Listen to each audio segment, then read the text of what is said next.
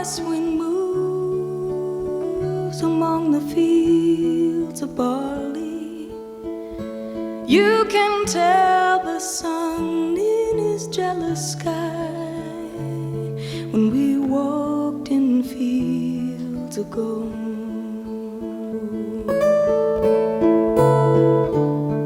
I never made promises lightly, and there have been some that I've broken, but I swear in the days still left, we'll walk in fields of gold. We'll walk in fields of gold.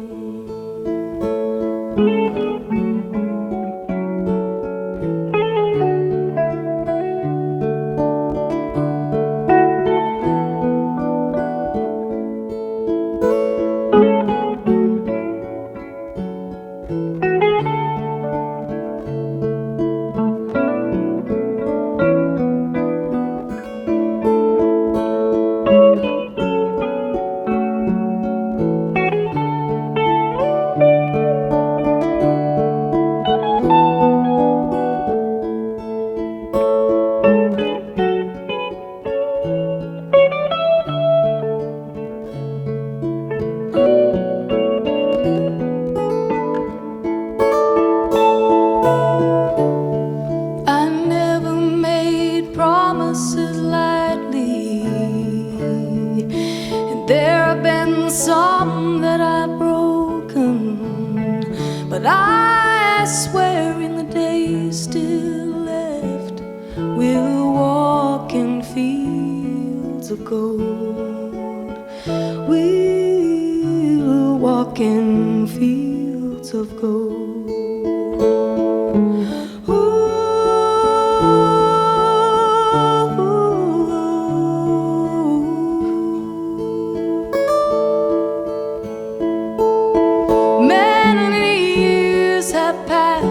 Since those summer days among the fields of barley, see the children run as the sun goes down, as you lie in fields of gold. You remember me when the west wind moves among the fields of barley.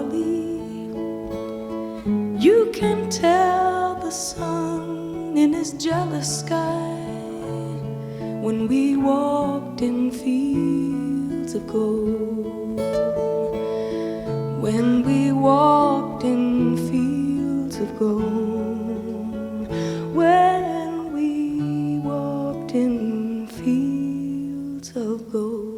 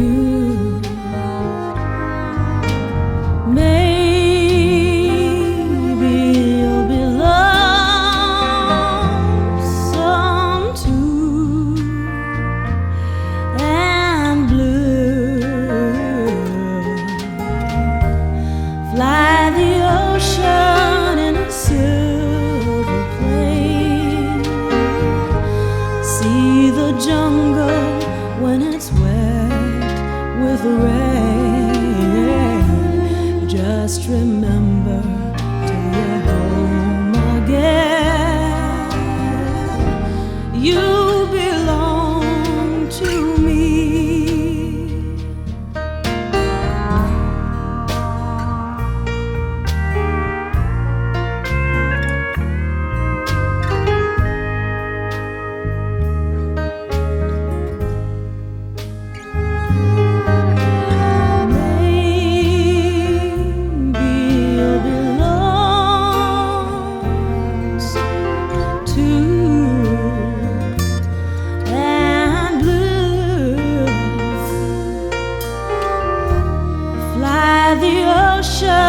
In a silver plane, see the jungle when it's wet with rain.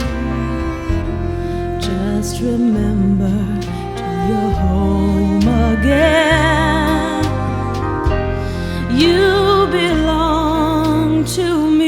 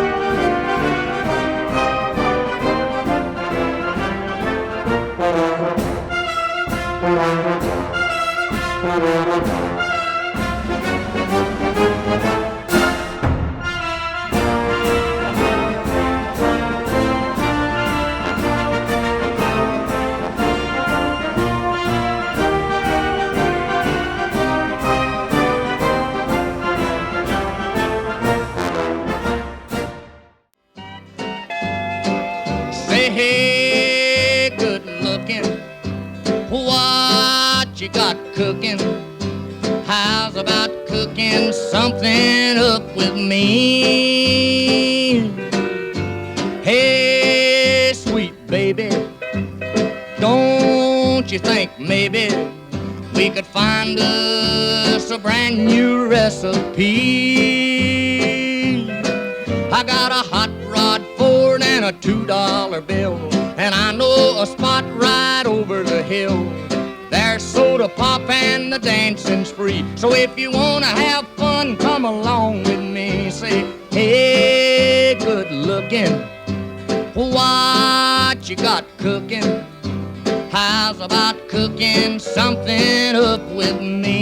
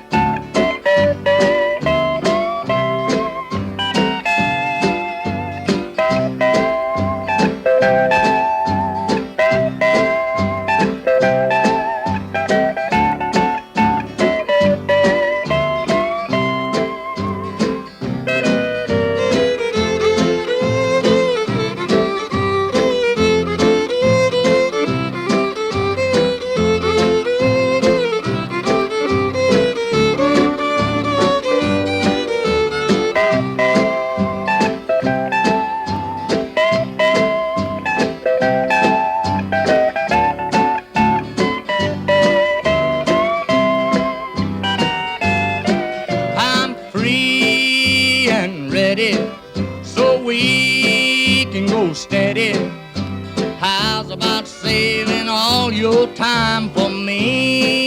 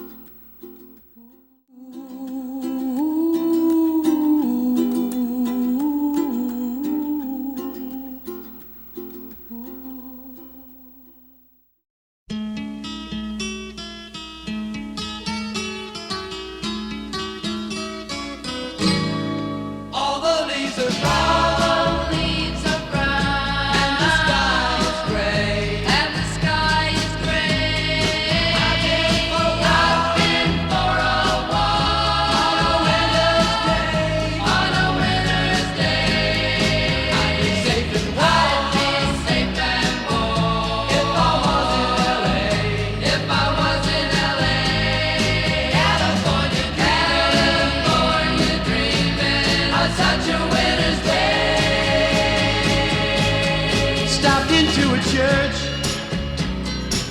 I passed along the way. Well, I got down on my knees and I pretend to pray. You know the preacher like the cold. He knows I'm gonna stay.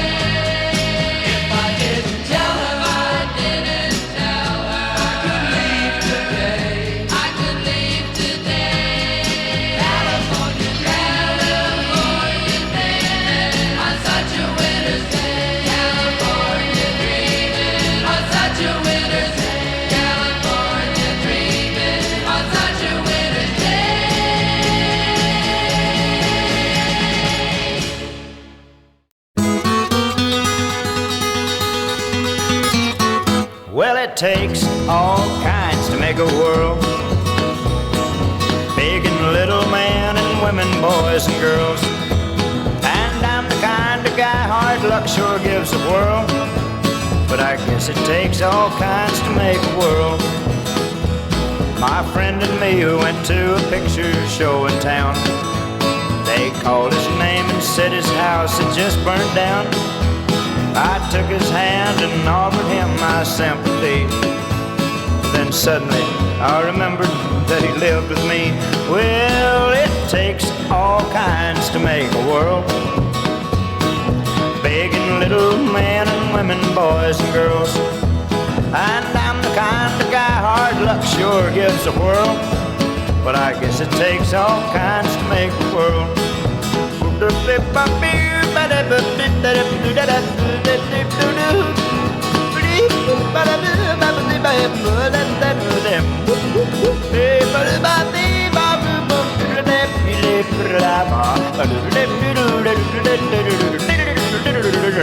Well, I wrecked the heck out of my pretty car today. It was a total loss and I had to walk home all the way.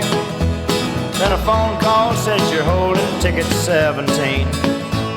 You lucky boy, you won a tank of gasoline. Well, it takes all kinds to make a world. Big and little men and women, boys and girls. And I'm the kind of guy hard luck sure gives a whirl. But I guess it takes all kinds to make a world. Jolly green, jolly green, it's all painted brown and green. Well, the prettiest bird that I've ever seen is jolly green, my jolly green. Got shot down late last night, flak and the missiles were hitting just right. Got on the horn with all my might, called jolly green, my jolly green.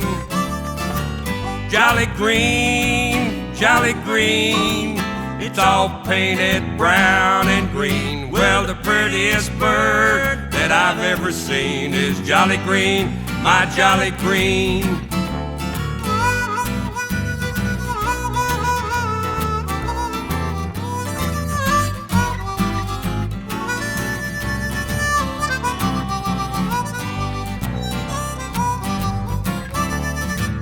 I sit alone here in this tree, afraid of Charlie as I can be. Wish to the Lord that I could see that jolly green, my jolly green. Sounds of rotors now I've heard. Here comes that great big whirly bird. The PJ's cable now I've seen on jolly green, my jolly green. Jolly green, jolly green, it's all painted brown and green. Well, the prettiest bird that I've ever seen is jolly green, my jolly green. The prettiest bird that I've ever seen is jolly green, my jolly green.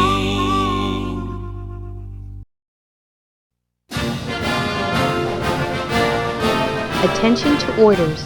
Citation to accompany the award of the Air Force Cross to Major Glen P. York.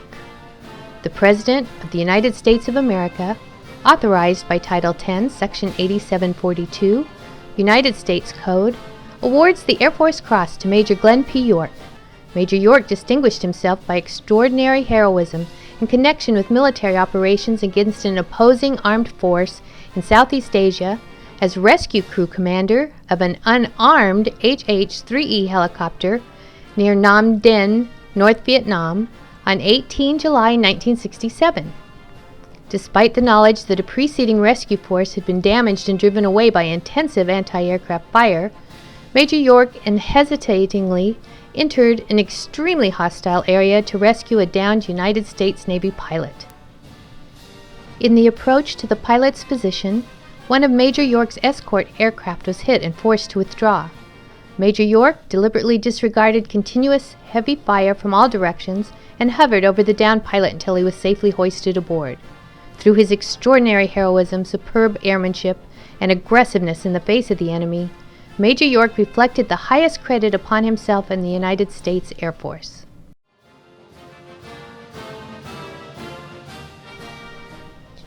A cross for York.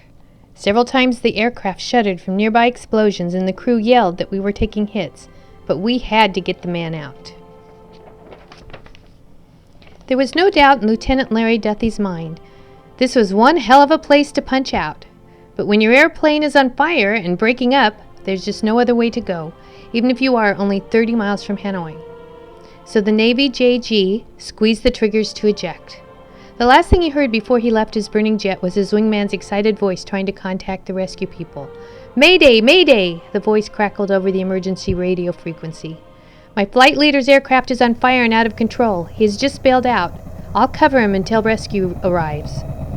The transmissions continued as Crown, the HC-130P rescue coordinator, plotted the position of the downed aircraft and launched a search and rescue (SAR) effort.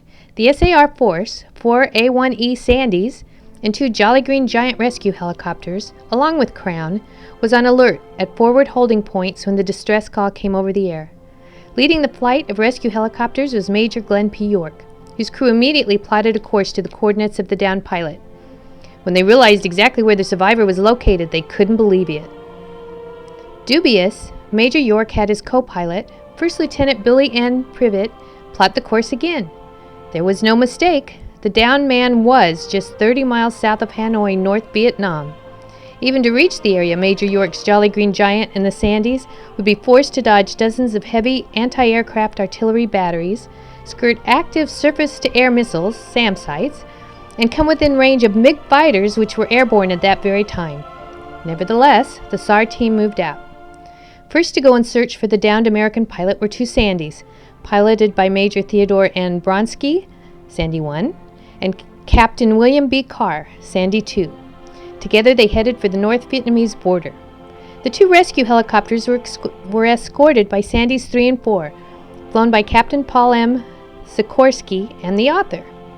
The hour-long trip across enemy jungle was hampered by poor radio communications, enemy opposition from the ground, and MiG fighters which combed the area. En route, the force received another emergency message over the radio. "Bandits! Bandits! 60 miles southwest of Hanoi." York, Privet, and the 2 chopper crewmen, Sergeants Theodore A. Zerb and Randy S. McComb, looked at each other. 60 miles southwest of Hanoi was exactly where they were. Lieutenant Privet was to recall later that Major York just shrugged his shoulders and pressed on. The Sandys rechecked all armament switches and stayed with us. Major Bronsky and Captain Carr reached the area some 20 to 30 minutes ahead of Major York and learned that the wingman, who remained in the area to cover his fallen leader, had also been shot down by the same enemy gunners. He also bailed out, landing a few miles northeast of his flight leader. Major Bronsky assumed control of the rescue effort and began the arduous job of locating the downed pilots.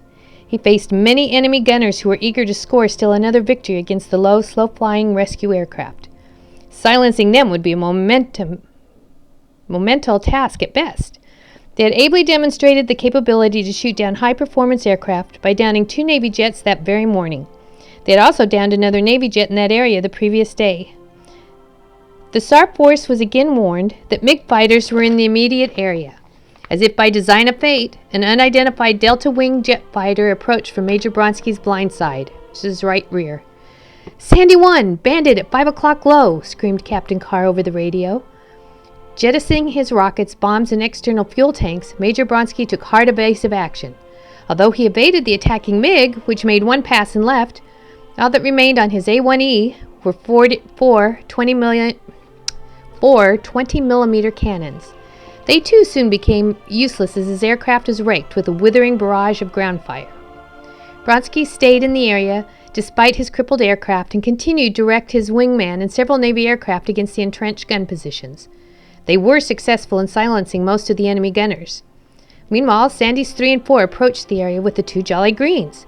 The choppers held clear while the A-1Es joined the battle. Big Mother, a Navy rescue helicopter, was now escorted in for the pickup attempt. A crewman standing in the open door slowly lowered the force penetrator to the waiting pilot. The downed man destroyed his radio and prepared to mount the penetrator. He was only inches away when suddenly Big Mother pulled up without warning and headed for the coast.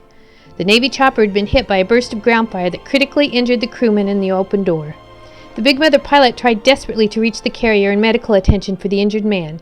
He was unsuccessful. The crewman died en route to the carrier.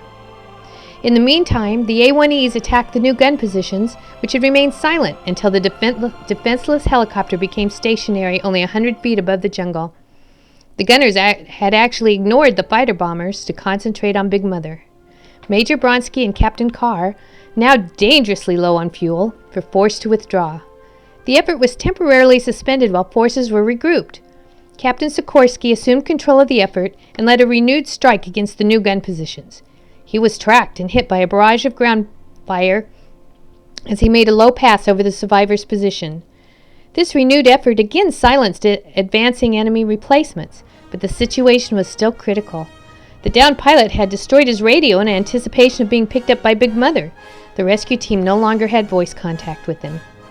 Now, Major York, who had been holding over a safe area, was let in for a pickup attempt. He was advised of the situation and replied, "I am under fire and taking hits, but I'll try to make the pickup." He could have canceled the effort. He did not. Even though he knew the odds were against him and his crew, he recalls every detail of the crucial portion of the effort conducted under virtually impossible conditions. He says, "During the dive from 8,000 feet, my crew reported ground fire to me, and the aircraft did vibrate several times as if we were hit, but I don't believe we were. A Navy A-1 picked us up in the letdown and led us towards a small hill. When we had the hill picked out, we slowed to 30 knots. The aircraft shuddered from nearby explosions several times, and the crew yelled that we were taking hits. I believed them and really thought we were being riddled. We were air taxiing around the mountain from east to west when Privet yelled, 'There he is!' If there was any miracle involved, it was the fact that Lieutenant Privet saw the pilot waving his arms, embedded as he was in that thick jungle growth. He was in a camouflage flight suit, used no flares, and gave us no signal of any kind. I did a 180-degree turn and taxied toward the east, which put me next to the mountain. Pilots sit on the right in helicopters, and Privet next to the enemy.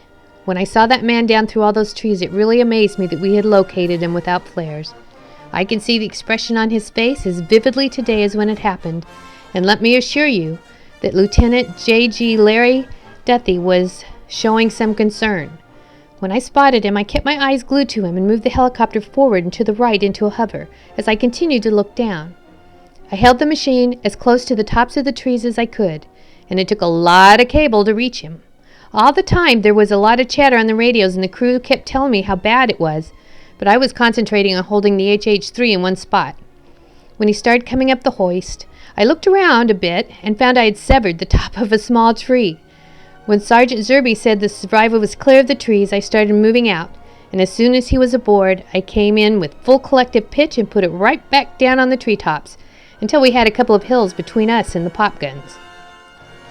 York had scarcely cleared the area when he received another call from Crown, requesting that he attempt to pick up a second Navy pilot. Captain Sikorsky was now dangerously low on fuel, and with unknown battle damage was forced to leave. However, Major York advised Crown that he had 30 minutes fuel remaining and would attempt the second pickup. The two Sandys departed the area as Major York and his crew joined the Navy aircraft and headed north. The second pilot was much closer to Hanoi, in an even more hostile area. The rescue force was again subjected to intense ground fire and was eventually driven off by the enemy. Reluctantly, Major York limped off with one survivor aboard his Jolly Green Giant. They picked their way back across hostile jungle to the forward base and again faced seemingly insurmountable odds. The weather had moved in, and York was forced to make an instrument approach in the mountains by homing in on another aircraft.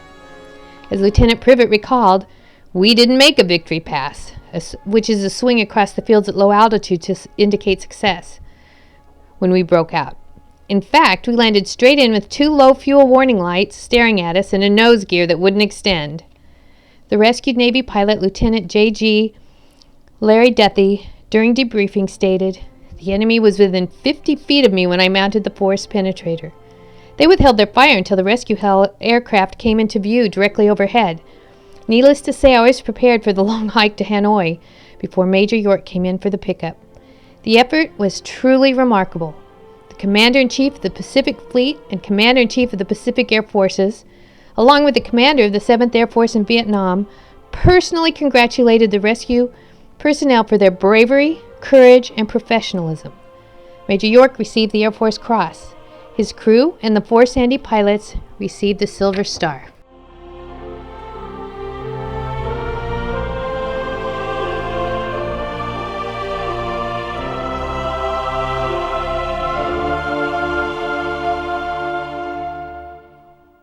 If you're ever in a jam, here I am. If you ever need a pal, I'm your gal. If you ever feel so happy you land in jail, I'm your bail. It's friendship, friendship, Just the perfect friendship. When all our friendships have been forgot, ours will still be hot. Dig, dig, dig.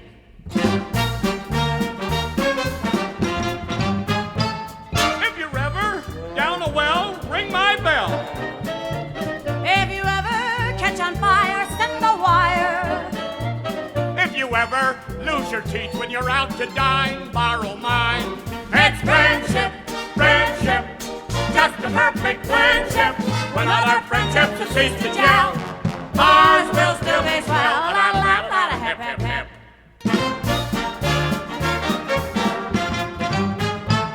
If they ever black your eyes, put me wise.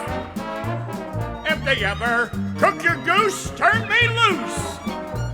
If they ever put a bullet through your brain, I'll complain.